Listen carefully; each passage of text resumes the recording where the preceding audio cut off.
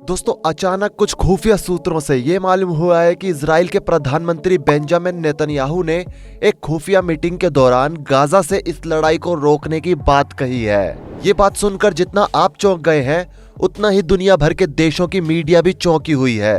आपको बता दें कि अभी तक हमास को खत्म करने की धमकी देने वाला इजराइल अब युद्ध को खत्म करना चाहता है। ये खबर इजराइल के ही कुछ खुफिया हवालों से मिली है। दोस्तों, आपको बता दें कि बेंजामिन नेतन्याहू ने रात में अचानक एक बैठक बुलाई और उस बैठक में इजराइल के व्यापार को लेकर ज्यादा मात्रा में बात की गई, क्योंकि इजराइल ने अभी तक इस युद्ध में अपना बहुत नुकसान कर लिया है। इजराइल में दूसरे देशों से आने वाले वुडन कपड़े और बीफ की सप्लाई इस युद्ध के कारण रोक दी गई है।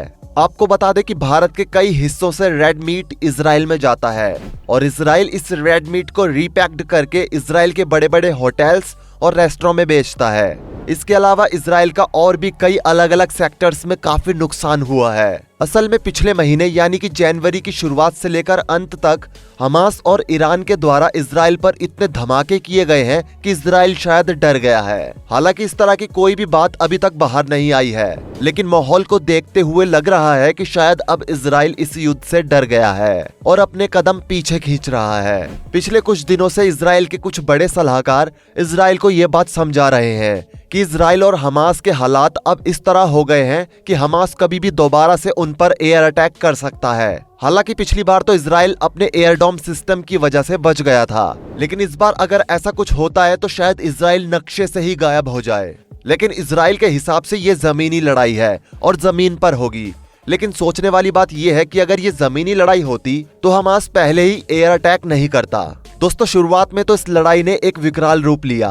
कभी इजराइल हमास पर भारी पड़ रहा था तो कभी हमास इजराइल पर। लेकिन इस समय इजराइल के पास सैन्य व्यवस्था काफी कम है, क्योंकि इजराइल के सैनिक हमास के कई हमलों में मारे जा चुके हैं। इसलिए शायद इजराइल अब इस लड़ाई से पैर पीछे खींच रहा है।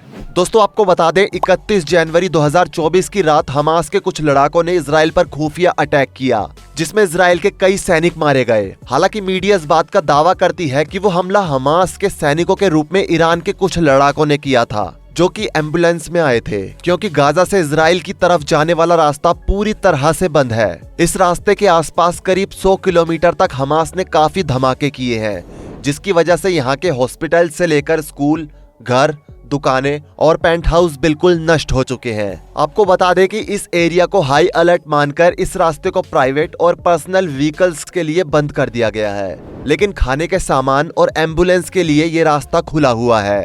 उसी दौरान 31 जनवरी को रात के करीब 1 बजे एक एम्बुलेंस इस रास्ते से इजराइल की तरफ आती है, जिसमें करीब हमास के 5 लड़ाके थे, जो इजराइल के सैनिकों को चकमा देकर इस एम्बुलेंस को लेकर गाजा में घुसने में कामयाब हो जाते हैं। कुछ दूर चलने पर ये 5 लड़ाके एम्बुलेंस छोड़कर बंदूक, बम और कारतूस के साथ आगे बढ़ते हैं और इजरायली सैनिकों को निशाना बनाते हुए ये 5 लड़ाके इजराइल का काफी नुकसान करते हैं। लेकिन इसके बाद इजरायली सैनिकों द्वारा इन्हें मार दिया जाता है। दोस्तों, आपको बता दें कि ये कोई पहली घटना नहीं है, बल्कि ऐसा कई बार हुआ है, क्योंकि इजराइल चारों तरफ से इस्लामिक टेरर से घिरा हुआ है, ऐसा इजराइल का कहना है। दोस्तों, आपको बता दें इस युद्ध से इजराइल की जीडीपी में एक अच्छी खासी गिरावट देखने को मिली है। इजराइल भी लगातार हिजबुल्लाह के ठिकानों को खोजकर उन्हें मारने का काम कर रहा है। लेकिन आपको बता दें कि अब इजराइल का कोई भी ऑपरेशन पहले की तरह वर्क नहीं कर रहा है। इजराइल के बनाए हुए आधे से ज्यादा ऑपरेशंस फेल होते जा रहे हैं और साथ ही उसके सैनिक भी मर रहे हैं। बीच में इजराइल ने इस चीज को भी कहा था कि उन्हें लगता है कि कोई उनकी खबर दुश्मन तक पहुंचा रहा है, इसलिए अचानक इजराइल की इस लड़ाई में हार होने लगी है। लेकिन पहले इजराइल की पकड़ मजबूत थी, लेकिन आपको बता दें कि उस समय ईरान और इराक हमास को खुलकर सपोर्ट नहीं कर रहे थे।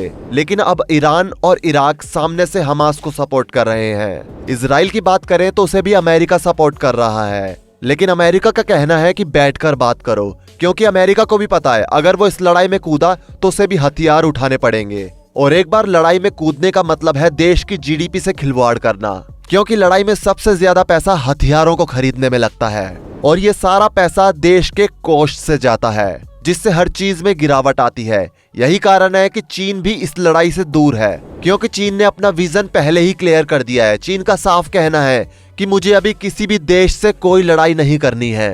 दोस्तों, आपको बता दें कि इजराइल इस समय हर जगह से लड़ाई का शिकार हो रहा है। खुफिया हवाले से ये भी खबर आई है कि सैकड़ों हमास के लड़ाकों ने कई मोर्चों पर इजराइल पर हमला करने के लिए भारी सुरक्षा वाली सीमा पार कर ली है। मीडिया ने बताया इजराइल ने 22 अलग अलग स्थानों से घुसपैठ का अनुभव किया।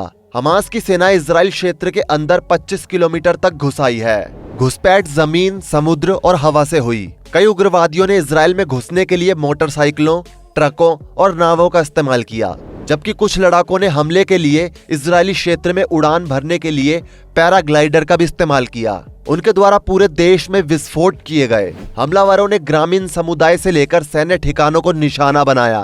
हालांकि इन सब हमलों का पूरा दारोमदार ईरान ने अपने कंधों पर लिया है। अभी हमास ने अपने एक बयान में कहा कि इजराइल पर अभी तक जो हमले हुए हैं वो तो कुछ भी नहीं है।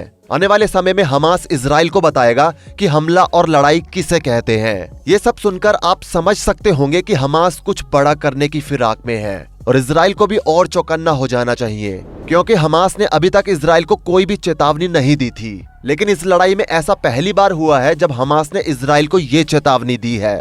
हमास का कहना है कि जिस जमीन पर इजराइल आज बसा हुआ है उस जमीन पर फिलिस्तीनियों का अधिकार है और हमास उस जमीन को इजराइल से लेकर रहेगा। दोस्तों, हमास और इजराइल के बीच इस लड़ाई के दौरान एक समझौता भी हुआ था और समझौता ये था कि हमास और इजराइल एक दूसरे के बंधकों को छोड़ेंगे और दोनों ने एक दूसरे के बंधकों को छोड़ा भी। लेकिन इजराइल ने जब अपने बंधकों को देखा तो वो बौखला गया और इजराइल की हेल्थ मिनिस्ट्री ने संसद में बताया कि हमास ने जो बंधक छोड़े उन्हें रिहाई से पहले ड्रग्स की डोज दी गई थी। इसकी वजह यह थी कि कैद में इनको खतरनाक तरीके से टॉर्चर किया गया था। हालांकि बंधकों का ना कोई बयान आया था और ना ही कोई ऐसा वीडियो जिसमें बंधकों के चोट के निशान दिखाए गए हों। अफसरों ने आगे कहा कई बंधक गहरे सदमे या ट्रॉमा में हैं और इन्हें इससे निकालना मुश्किल काम है।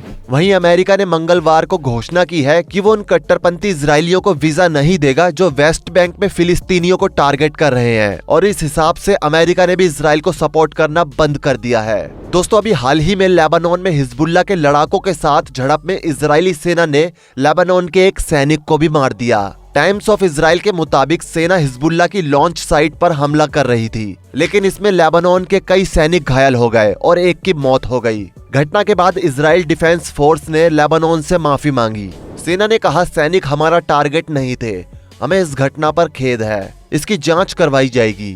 अब आप इस चीज को अच्छे से समझिए कि इजराइल ने अपने हमले की माफी मांगी है।